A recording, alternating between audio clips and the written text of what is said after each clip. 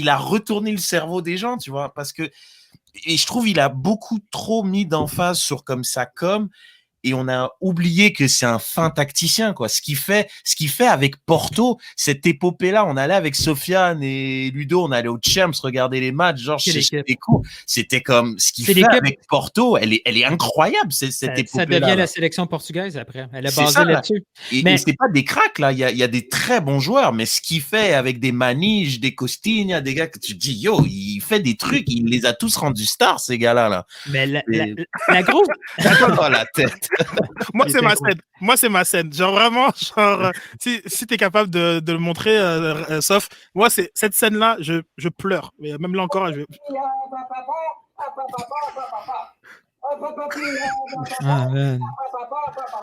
J'ai tellement vu ça souvent dans mes sous-sols portugais. Là, ah ouais? C'était énorme.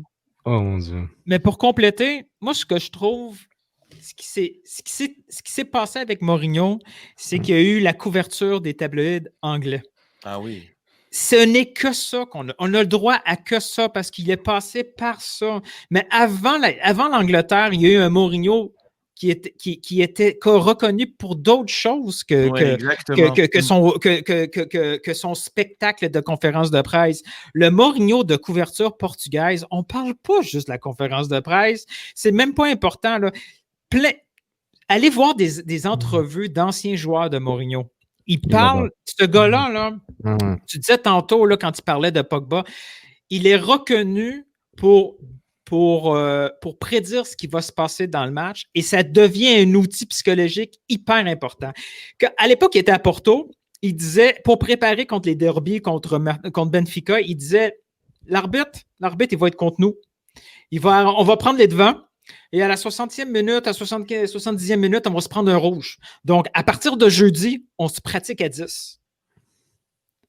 Et là, il arrive le match. C'est ça qui arrive. Les gars, puis je pense que c'est Nuno Espirito Santo qui le raconte. Le coach de Wolves, là, maintenant. Là. Ouais, exact. Je pense que c'est lui. Mourinho, ouais. Je pense que c'est lui qui raconte ça. Il dit, moi, il était même pas gardien, il était substitut à l'époque. Il dit, quand on a pris un rouge, on est devenu boosté. On dit, shit! Il n'y a rien qui peut nous arriver. Le coach sait déjà ce qui va arriver. Il nous a tout préparé. Tu sais. C'est le gars.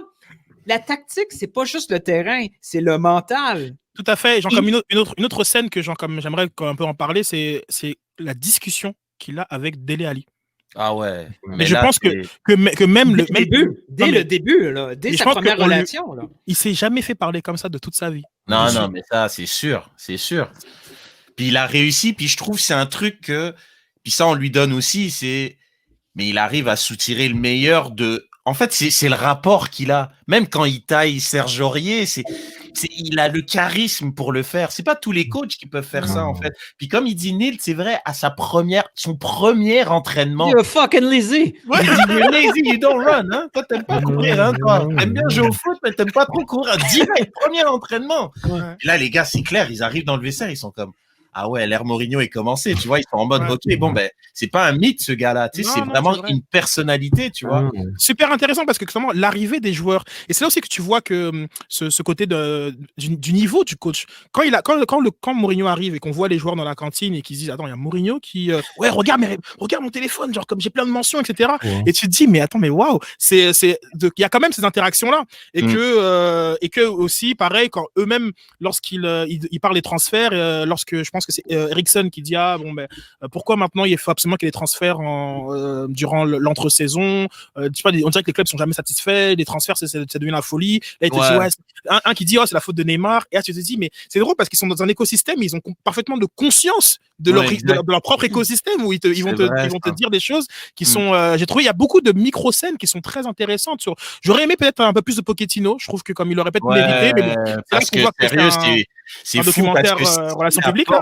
Ce qu'il apporte dans cette équipe, c'est incroyable. Ce mec-là, le travail qu'il a fait dans les 4 ans qu'il était là, c'est dinguissime ce qu'il a fait comme travail. C'est un coach, honnêtement, un autre disciple de Bielsa, Pochettino. Et c'est vrai que je suis d'accord avec toi, j'aurais aimé une partie Pochettino un peu plus longue, tu vois.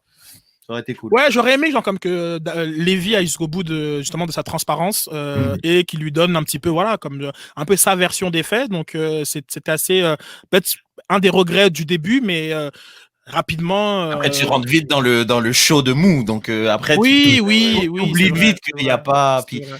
comme il dit, Neil, c'est l'interaction. Mais le Sacramento, là, il est allé le prendre à Lille. Hein. Il l'a volé. Il l'a volé littéralement. Il arrive à Tottenham. Il a dit, toi, tu viens bosser avec moi. Et il s'est barré direct. Il a pris l'Eurostar, il s'est barré direct. Genre. Mais c'est ce qu'il a fait pendant qu'il n'y avait pas de travail. Il parcourait les clubs pour construire son nouveau staff. Là. Il s'en foutait où il s'en allait. Là.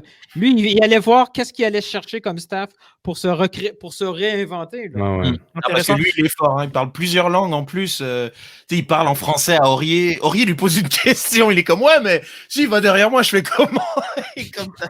Mais oui, mais c'est vrai que soit ce vestiaire il y a aussi la discussion avec Dombele. On a un autre aspect sur l'intégration d'un joueur où à un moment donné, Lévy dit, attends, il faut qu'on trouve une solution parce que moi, je l'ai payé très cher, lui. Hein. Donc, et tu vois qu'on amène le traducteur et dit, oh là là là. On amène et puis voilà, donc la fraternité entre des joueurs, justement entre le clan des Français, là, Dombele, enfin français, ceux qui sont grandis dans la région parisienne, Sissoko, Dombele et Aurier. Donc c'est drôle des joueurs qui, je pense que c'est Vertonghen et l'autre belge, c'est qui, Reg? Adel Warel. Ouais, donc les deux qui te parlent, qui finalement ça fait. Ils ont grandi ensemble. Ouais, c'est voilà. Donc ils ont 5 ans, c'est fou. Man. On a aussi la perspective rare du deuxième gardien. C'est aussi parfois c'est rare qu'on mette du spotlight sur le deuxième gardien. Donc ouais, t'es deuxième gardien, t'as une chance, tu la fous en l'air. Bon après il finit par partir avec une montre. mais c'est le troisième gardien. Il a annoncé sa retraite. Michel Wong. Donc, je sais pas, genre comme et puis peut-être qu'aussi le fait que justement on voit le contraste comme bon. C'est vraiment ça. On se croirait à Shop là sur la rue Rosemont. Alors Ginette puis Roger 25 ans de service, là. Tout le monde est à la table puis bravo pour la mort. Merci. Et donc voilà, tantôt je parlais de la pandémie, mais c'est vrai que vivre la pandémie de la perspective de propriétaire de club, on voit que Lévy il est en train de dire attends non mais les matchs à huis clos là, il loue mon argent de billetterie et de pousser pour que les matchs reprennent. Il a un nouveau stade, c'est sûr qu'il pensait à ça, mais c'est vrai qu'on voit tout, puis même comme tu dis, je trouve aussi vive aussi Eriksson. C'est fascinant, Eriksson. On parle d'un mec qui est dans le club depuis longtemps. Il manifeste clairement le désir de se barrer. C'est un joueur star. Tu vis le transfert. Le gars, il va dans le bureau. Il est comme ça. Il dit, bon, tu veux te barrer? Ouais, je veux me barrer. C'est fou, man. Tu vis comme tous les trucs. Mais les boys, imaginez pour faire un lien avec notre club, là, si on était capable de créer la même chose avec l'Impact de Montréal, c'est un coup marketing génial. Tout fan sportif écouterait un truc comme ça, là, pas aseptisé, là, vraiment hardcore, là, ça pourrait, on pourrait gagner 25 ans de culture de ce club-là en une saison. Et l'Impact, ça m'a prouvé que l'Impact, ça s'écrirait tout seul. C'est vrai. Juste à mettre des caméras, des micros, le reste va venir tout seul.